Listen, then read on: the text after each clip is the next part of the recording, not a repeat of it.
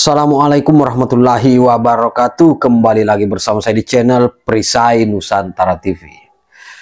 Pada kesempatan kali ini, Pak Yusuf Marta, salah satu loyalis dari Abah Anies Baswedan, dan juga beliau adalah alumni gerakan Aksi 212 yang kali ini merasa bingung dengan pilihan politik yang ditentukan oleh Abah Anies Baswedan, karena hari ini sejalan dengan Ahok mendukung Pranomo dan Rano Karno di Pilgub DKI Jakarta.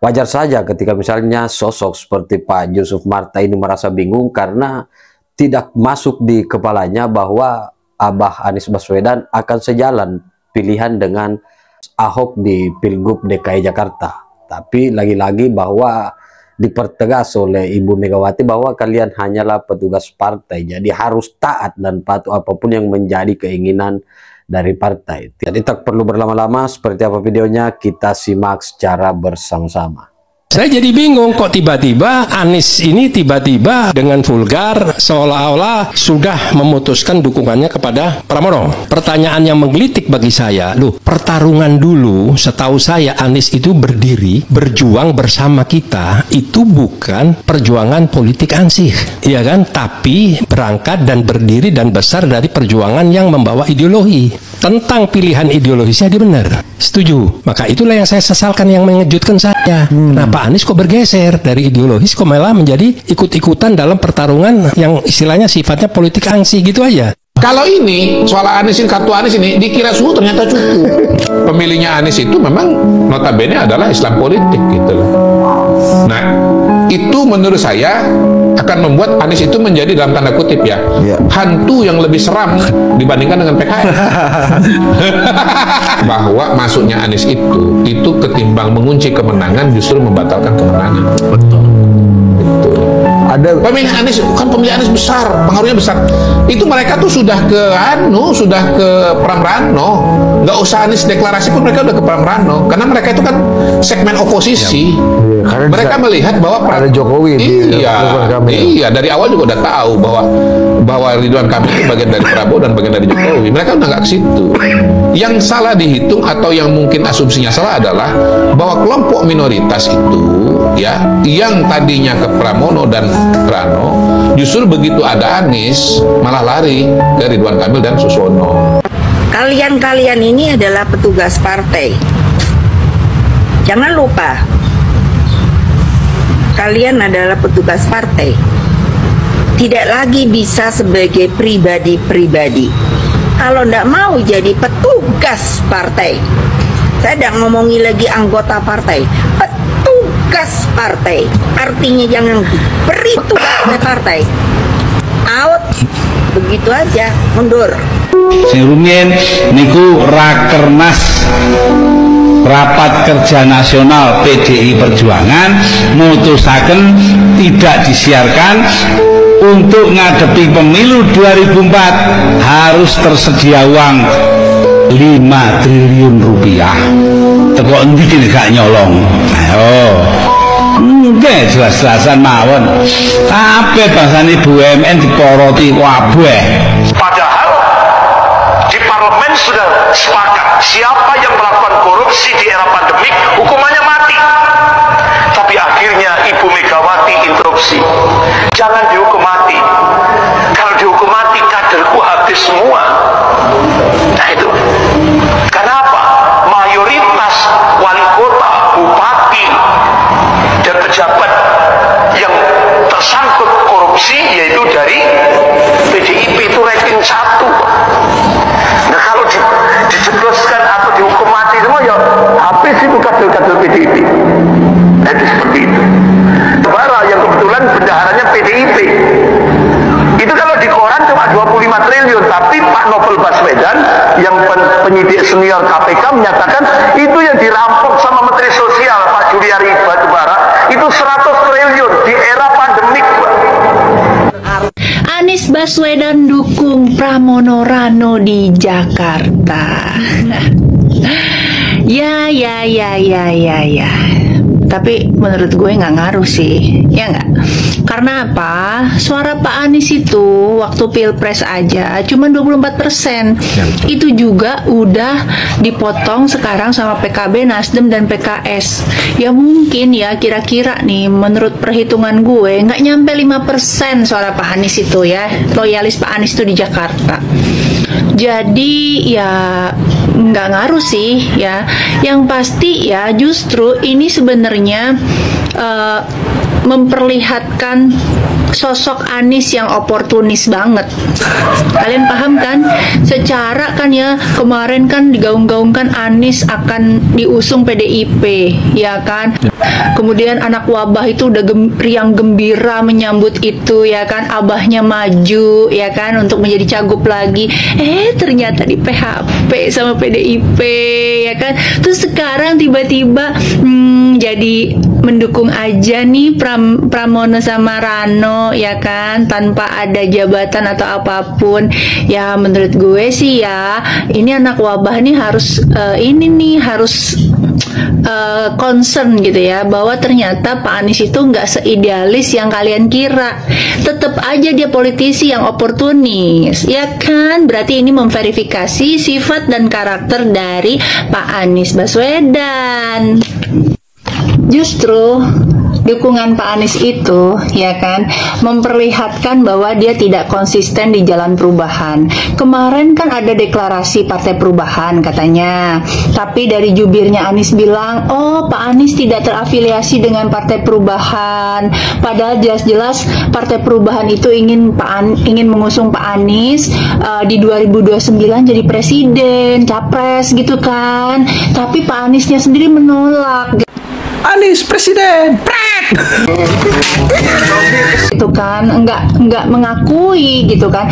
Jadi kayak mana lah nih Pak Anies ini ya, padahal saya tuh support banget loh Pak Anies tuh bikin partai sendiri, jadi nggak dompleng sana dompleng sini, nggak jadi kutu loncat Pak Anies, ya kan. Jadi biar fair kita bermain nanti di 2029 Pak Anies punya partai, ya kan, ada yang mengusung. Nah jadi sekarang sih ya gue mempertanyakan nih anak-anak wabah nih, sekarang kemana kalian akan berlabuh? Aduh, kasihan deh lo, kalau kata anak zaman dulu nih ya, cucian deh lo. Salam waras.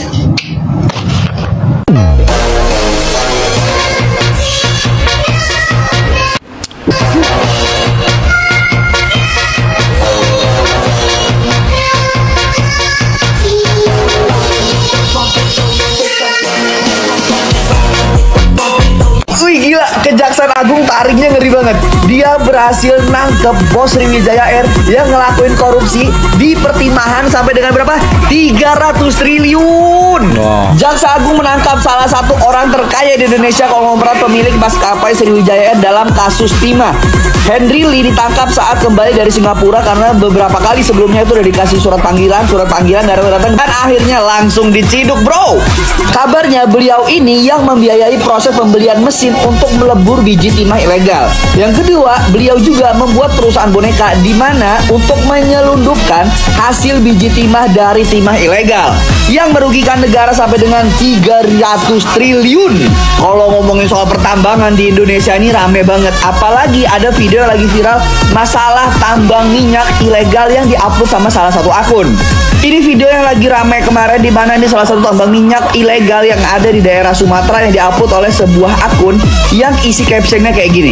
Bapak Kapolri harus tahu ini adalah sarang mafia penyuling minyak ilegal di desa Bayat Ilir Musi Baju Asin. Ini baru satu sampel tempat Pak, sedangkan ini ada banyak sekali tempat penyulingan minyak ilegal. Aparat di sini pada tutup mata karena apa Pak? Bapak sudah pasti tahu lah, kami sudah capek lapor dengan mereka, bahkan informasi ada anggota juga yang ikut bermain dengan minyak ilegal. Nah ini PR-nya Pak Kapolri nih, jadi video ini harus sampai ke Pak Kapolri biar ditindak nih. Kemarin kan sempat viral di daerah timur tuh masalah polisi yang dipecat gara-gara mengungkap tentang mafia minyak. Nah apakah aparat ini terlibat lagi? Kalau lo pengen tahu video lengkap masalah minyak ini, cek aja di video tadi ada namanya, dan kita kawal semoga itu abang admin yang ngelaporin itu tetap aman. Dan video ini harus viral sih, karena itu mafia gue yakin gede banget.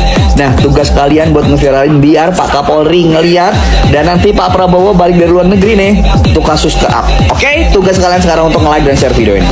Nanti kalau ada video baru, gua share. Pokoknya Indonesia harus bebenah. Ini udah lagi bener nih pejabat-pejabat kita, oke? Dia pakai toa, Tengah-tengah menurut saya. Rekonter. Ada siap. Oke, siap. Langsung. Pakai juga. Double. Waalaikumsalam warahmatullahi wabarakatuh.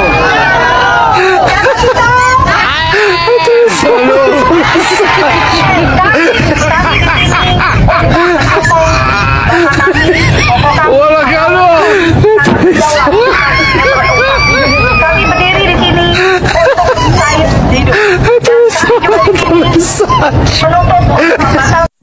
Saya kenapa nggak mau terlibat terlalu banyak dikit-dikit demo.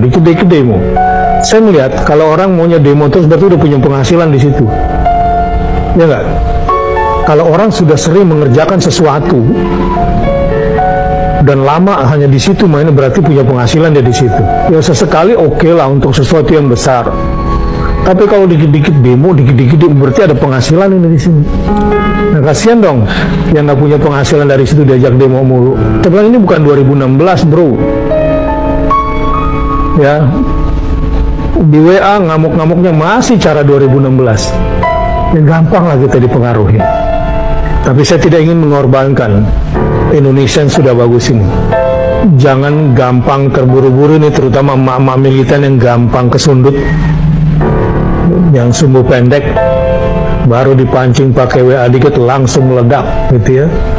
WA lalu bikin kelompok, ayo ke sana, ayo ke sini. Gak usah nyala-nyalain Bapak Prabowo, gak usah nyala-nyalain Gibran, gak usah menghakimi Gibran tentang ekonomi rakyat dan segala macam.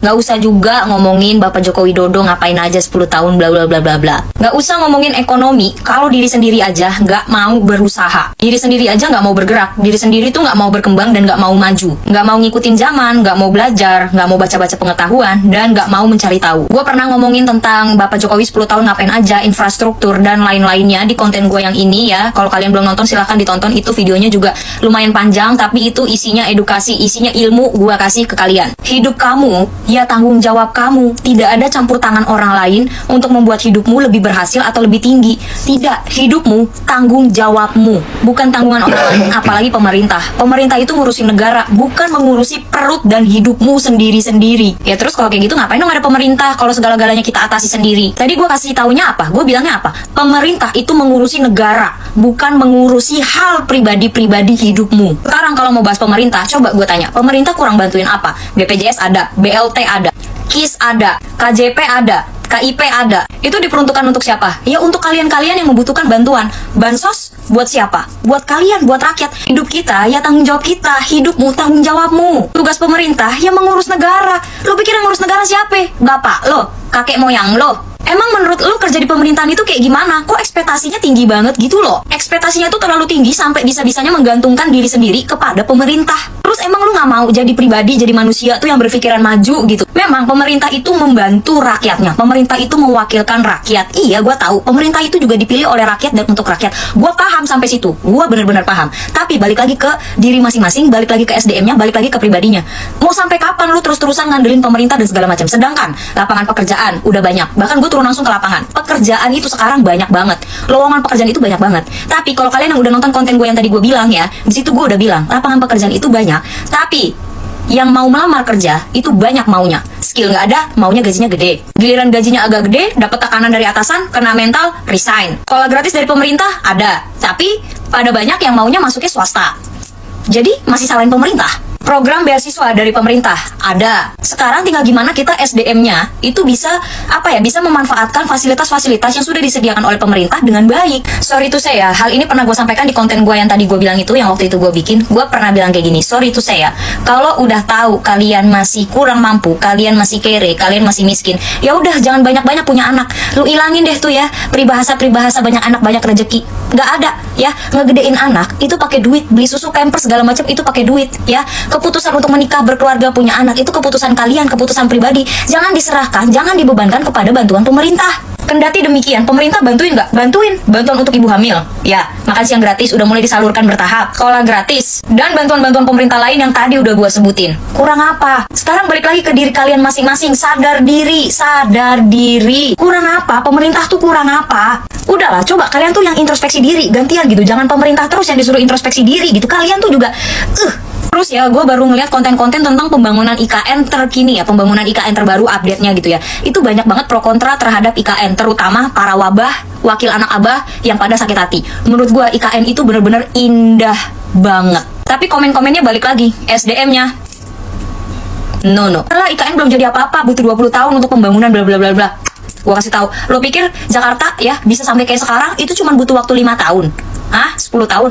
Tidak sayang, 20 tahun bahkan lebih. Terus ada juga yang bilang IKN itu hasil naikin BBM dan pajak rakyat jelata ya. Gue kasih tahu ya, anggaran yang dikeluarkan untuk membangun IKN itu hampir setara dengan pembangunan anggaran pendanaan yang diberikan kepada Abah waktu menjabat. Cuman bedanya, Abah gue nggak tahu dia buat apa, tapi Bapak Jokowi membangun kota, yaitu IKN. Melek matamu blok.